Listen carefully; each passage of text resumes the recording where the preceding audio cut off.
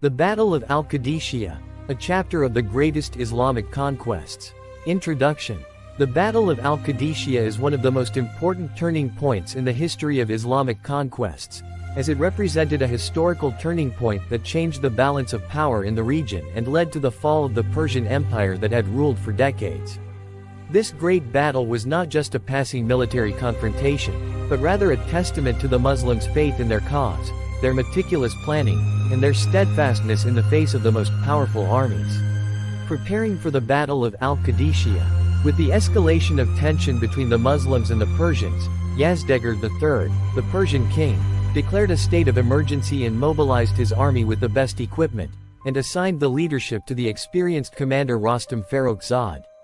In return, Caliph Omar bin al-Khattab, may God be pleased with him, responded to the challenge, announcing the preparation of a strong Islamic army led by the great companion Saad bin Abi Waqqas, may God be pleased with him. Causes of the battle.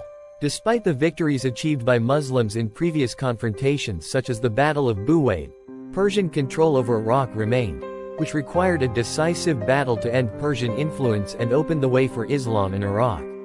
Before the battle, negotiations.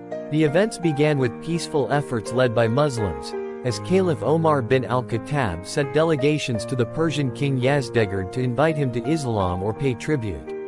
However, the king's pride and disdain for Muslims led to the choice of fighting.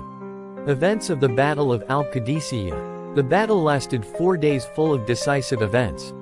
First day, Armath. The Persians launched a fierce attack with the help of huge elephants that confused the Muslims' horses. However, the ingenuity of Muslim leaders such as Asim bin Amr enabled the Muslims to neutralize the elephants and reduce their impact. Day 2.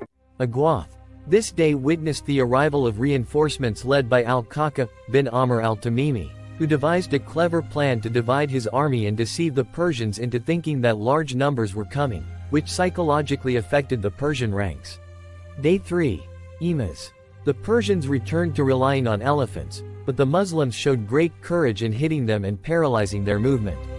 The fighting continued throughout the night, in what was known as the Night of the Harir, which was characterized by the ferocity of the confrontations. Day 4.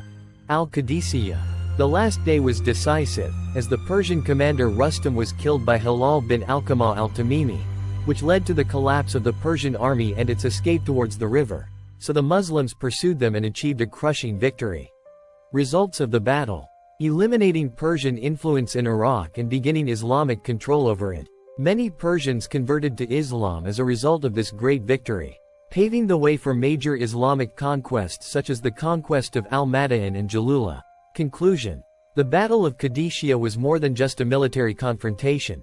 It was a symbol of the indomitable faith and resolve of Islam.